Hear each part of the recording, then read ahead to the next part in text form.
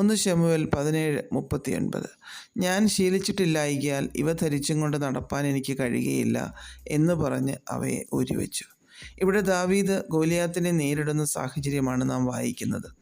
ദാവീദിനെ ശൗൽ തൻ്റെ പടയങ്കി ധരിപ്പിച്ചു, അവൻ്റെ തലയിൽ താമ്രശിരസ്ത്രം വെച്ചു, തൻ്റെ കവചവും അവനെ ഇടിവിച്ചു. എന്നാൽ ദാവീദോ ബാലനും പവിഴനിറമുള്ളവനും കോമളരൂപനുമായിരുന്നു. ശൗൽ എല്ലാവരേക്കാളും തോൾ മുതൽ പൊക്കമേറിയവനായിരുന്നു. ദാവീദ് പടയങ്കിമേൽ അവൻ്റെ വാളും കെട്ടി നടപ്പാൻ നോക്കി. എന്നാൽ അവന് ശീലമില്ലാതിരുന്നതിനാൽ അതെല്ലാം ഊരിവെച്ചു.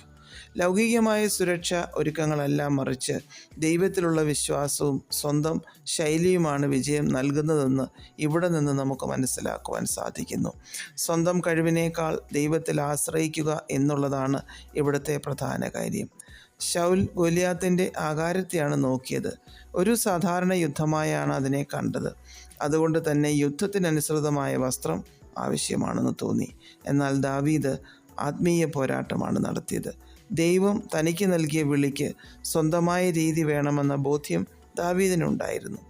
ദൈവത്തിൻ്റെ വേല ചെയ്യുമ്പോൾ മറ്റുള്ളവരുടെ രീതികളോ ലോകത്തിൻ്റെ വ്യവസ്ഥിതിക്കനുസരിച്ചുള്ള രീതികളോ അനുകരിക്കുകയല്ല വേണ്ടത്. ദൈവം നമുക്ക് നൽകിയ താലന്തുകളും അനുഭവങ്ങളും പരിശുദ്ധാത്മാവിൻ്റെ നിറവുമാണ് വേണ്ടത്. ദൈവം നമ്മെക്കൊണ്ട് ചെയ്തെടുക്കുവാൻ ആഗ്രഹിക്കുന്ന കാര്യങ്ങൾക്ക് ആവശ്യമായ കഴിവുകളും താലന്തുകളും പരിശുദ്ധാത്മാവിൻ്റെ നിറവും നമുക്ക് നൽകുക തന്നെ ചെയ്യും. നാം ആരുടേതും ഒന്നും കോപ്പി ചെയ്യുവാൻ ശ്രമിക്കേണ്ട ആവശ്യമേ ഇല്ല.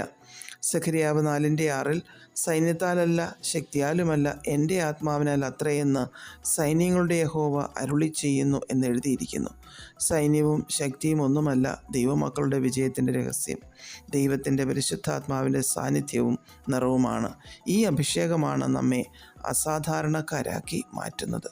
2 കൊരിന്ത്യർ 10:4 ഞങ്ങളുടെ പോരിൻ്റെ ആയുധങ്ങളോ ജഡീകങ്ങളല്ല, കോട്ടകളെ ഇടിപ്പാൻ ദൈവസന്നിധിയിൽ ശക്തിയുള്ളവ തന്നെയെന്ന് അപ്പസ്തോലൻ പറഞ്ഞിരിക്കുന്നു.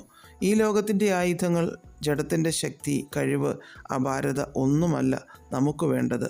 ഒരു വിശ്വാസിയുടെ പോരാട്ടത്തിൻ്റെ ആവശ്യം ആത്മാവിൻ്റെ നിറവും ആത്മീയ ആയുധങ്ങളും തന്ത്രങ്ങളുമാണ്. ഹോശേയ 1:7 എന്നാൽ യഹൂദാഗൃഹത്തോട് ഞാൻ കരുണ കാണിച്ച് അവരെ വില്ലുകൊണ്ടോ വാൾ കൊണ്ടോ യുദ്ധം കൊണ്ടോ കുതിരകളെ കൊണ്ടോ കുതിരച്ചേവകരെ കൊണ്ടോ രക്ഷിക്കാതെ അവരുടെ ദൈവമായ യഹോവയെ കൊണ്ട് അവരെ രക്ഷിക്കും എന്ന് അരുളി ചെയ്തു എന്ന് എഴുതിയിരിക്കുന്നു. നമുക്കും ജയത്തിനാവശ്യം നാം ശീലിച്ചിട്ടില്ലാത്തതും മറ്റുള്ളവരുടെ രീതികളുമല്ല, ദൈവാശ്രയവും ആത്മനിറവുമാണ്. അപ്രകാരം ജയാളികളായി ജീവിക്കുവാൻ ദൈവം നമ്മെ സഹായിക്കട്ടെ. പ്രാർത്ഥിക്കാം.